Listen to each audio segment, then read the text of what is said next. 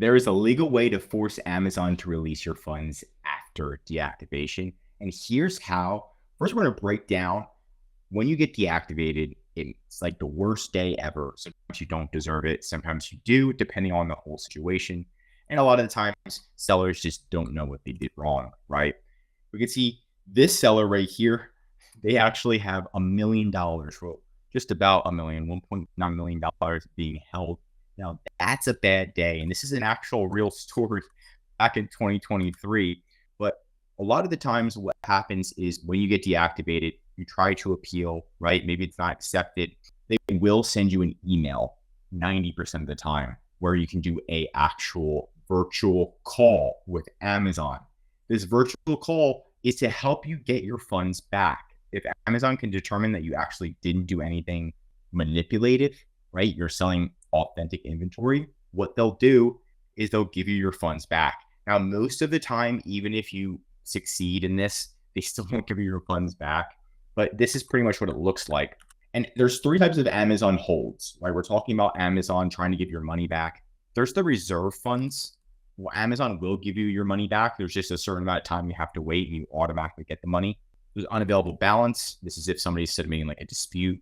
And there's withheld disbursements. You can see that we are in the withheld disbursements. You've got the pretty much the little mallet right there from the judge who's going to determine that's pretty much what's going on. And we got to determine why it happens. Account health, account level reserve, complaints, bad reviews, stuff like that.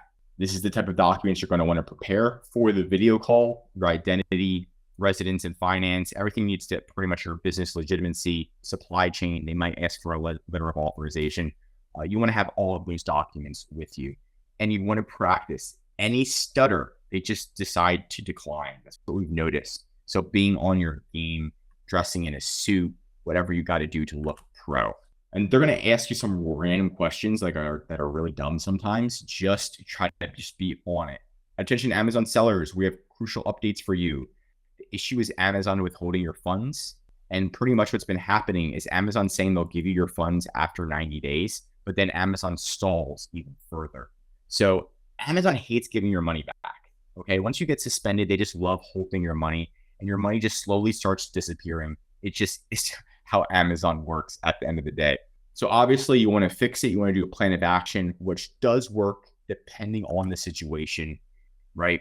And there's just different steps to resolve it. And I really want you to look at this, but number 10 is the answer. And that's what we're going to be jumping to.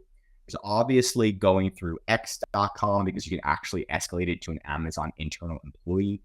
Escalation via seller cafe conference, right? That's going to be the accelerate via email, via the account health support team, right? And then there's also an email right here directly from Amazon. So there's so many different ways to go about this. Yes, it's going to be a full-time job.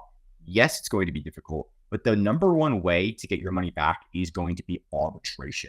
So if you're trying to go through all of the steps, you can, and if they don't work, you can go to arbitration, or you could potentially just jump to arbitration because that works the best. Now, arbitration obviously costs a significant amount of money. What you're going to do is you're going to hire pretty much an attorney. You don't want to go yourself. In order to win this, when you hire an attorney, then the other side, aka Amazon, takes you seriously all of a sudden. Your attorney reaches out to Amazon's attorneys and says, look, guys, you're going to lose. Here's why. Most of the time, if Amazon's attorneys are like, oh, shoot, you're right, they'll just drop the whole thing and then just reinstate your account and give you your money back right away within days.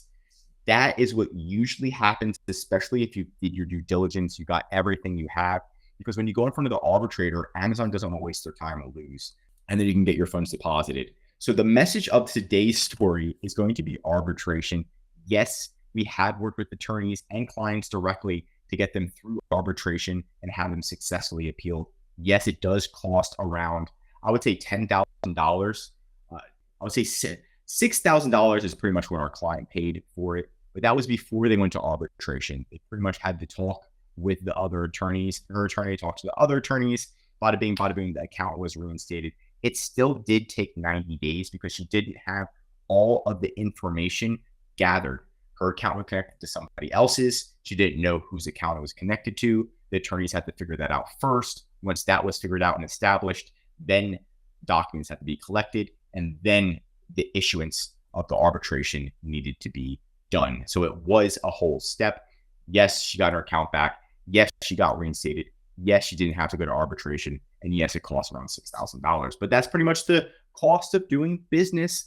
And just keep that in mind. If you do need any help, any expertise, we got you. We got your back. We know who to talk to. We know what to do and how to get you reinstated fast. Links right in the description. I'm Josh Hackett, CEO of EHP Consulting Group, signing out.